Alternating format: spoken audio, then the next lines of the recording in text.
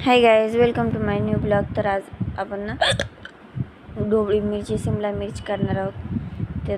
ती करत त्यासाठी त्यात मसाला भरून घेतलेला आहे.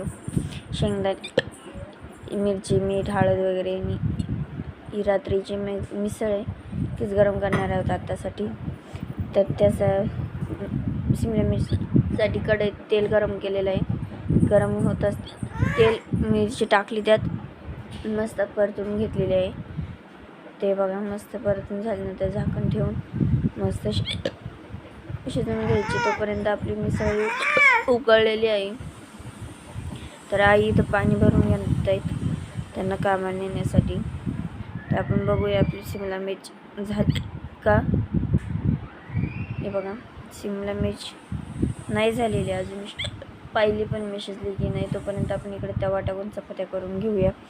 हे बघा, चपाती होत आहे तोपर्यंत आपण शिमला मिर्च पण होत आहे तोपर्यंत आपली हे बघा चपात्या मी लाटून घेते. मी घरच्या चपात्या करते, तुम्ही कशा करतात कमेंटमध्ये नक्की सांगा.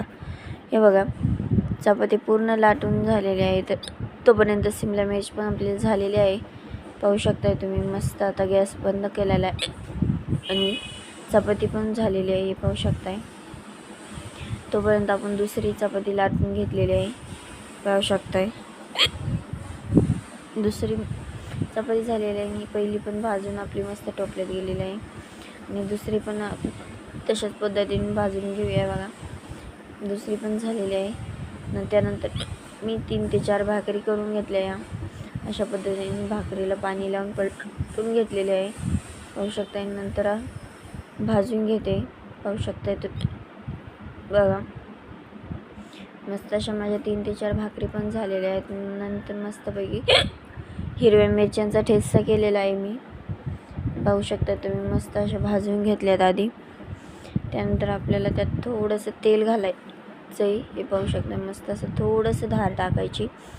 पुन्हा त्यात थोडेसे परतून घेऊन त्यात लसूण घालायचं, मीठ घालायचं आणि एक मस्त अशी भाकर ठेवून घ्यायची. आणि जी राहिलेली भाकर होती ती मी अशी भाजून घेतलेली आहे.